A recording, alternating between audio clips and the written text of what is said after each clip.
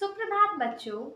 आज मैं आप लोगों को हिंदी एनसीईआरटी की पुस्तक रिमझिम से पाठ 4 पढ़ाने जा रही हूँ। पाठ 4 जिसका शीर्षक है अधिक बलवान कौन। तो चलिए इस पाठ में आए सबसे पहले हम कठिन शब्दों के अर्थ जानते हैं। हमारा पहला शब्द है बलवान। बलवान का अर्थ होता है मजबूत। बलवान का क्या अर्थ होता है? मजबूत। दूसरा शब्द है ताकत। ताकत का अर्थ होता है शक्ति। हमारा अगला शब्द है फायदा। फायदा का अर्थ होता है लाभ। फायदा का अर्थ होता है लाभ। हमारा अगला शब्द है शरीर। शरीर का अर्थ होता है तन। हमारा अगला शब्द है ज्यादा। ज्यादा का अर्थ होता है अधिकतर। ज्यादा का क्या अर्थ होता है? अधिकतर। तो चलिए हमने पाठ में आए कठिन शब्दों के अर्थ जाने। अब हम लोग पाठ को ध्यान से पढ़ेंगे और मैं आप लोगों को पाठ की व्याख्या करके बताऊंगी। पाठ का नाम है अधिक बलवान कौन। जैसा कि पाठ का नाम है बलवान, बलवान मतलब मजबूत, तो बोला जाता है कि आप दोनों भाई बहन में कौन ज़्यादा मजबूत है। उसी तरह से इस पाठ में भी हम लोग पढ़ेंगे सूरज और हवा में से कौन अधिक बलवान है। तो चलिए मैं अब पाठ शुरू करती हूँ। एक बार हवा और सूरज में बहस छिड़ गई। एक बार क्या होता है? हवा और सूरज में बहस छिड़ जाती है। हवा ने सूरज से कहा, मैं तुमसे अधिक बलवान हूँ। हवा ने सूरज से क्या कहा?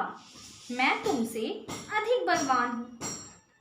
जब हवा और सूरज में बहस छिड़ जाती है तो हवा सूरज से कहता है कि मैं तुमसे अधिक बलवान हूँ। सूरज ने हवा से कहा, मुझ में तुमसे ज्यादा ताकत है। सूरज ने हवा से क्या कहा? मुझ में तुमसे ज्यादा ताकत है। इतने में हवा की नजर एक आदमी पर पड़ी। हवा ने कहा, इस तरह बहस करने से कोई फायदा नहीं। इतने में क्या होता है? हवा की नजर एक आदमी पर पड़ती है और हवा कहता है कि इस तरह से बहस करने से कोई फायदा नहीं है। जो इस आदमी का कोट उतरवा दे वही ज्यादा बलवान है। फिर हवा ने सूरज से क्या कहा कि जो इस आदमी की कोट उतरवा दे वही ज्यादा बलवान है। सूरज हवा की बात मान गया। उसने कहा, ठीक है, दिखाओ अपनी ताकत। हवा ने अपनी ताकत दिखानी शुरू की। फिर हवा ने क्या की? अपनी ताकत दिखानी शुरू की। आदमी की टोपी उड़ गई, पर कोट उसने अपने दोनों हाथों से शरीर से लपेटे रखा और जल्दी जल्दी कोट के बटन बंद कर दिए। तेज हवा के कारण क्या होता है? उस आदमी की टोपी उड़ जाती है। पर उस आदमी ने क्या किया? पर उस आदमी ने अपने कोट को जोर से दोनों हाथों से पकड़ लिया और कोट के बटन को बंद कर दिया ताकि कोट भी ना उड़े। हवा और जोर से चलने लगी। अंत में आदमी नीचे ही गिर पड़ा। फिर क्या होता है? हवा और तेज जोर से चलने लग जाती है तो आदमी नीचे गिर जाता है, पर कोट उसके शरीर पर ही रहा। पर कोट उस आदमी ने नहीं उतारा और कस के कोट को पकड़ के अपने शरीर में लपेटे रखा। अब हवा थक गई थी। अब हवा क्या हुई? थक गई। सूरज ने कहा, हवा अब तुम मेरी ताकत देखो। सूरज तपने लगा। अब सूरज ने हवा से क्या कहा? सूरज ने हवा से क्या कहा? हवा अब तुम मेरी ताकत देखो। और सूरज बहुत तेज निकल गया और बहुत ज्यादा तपने लगा।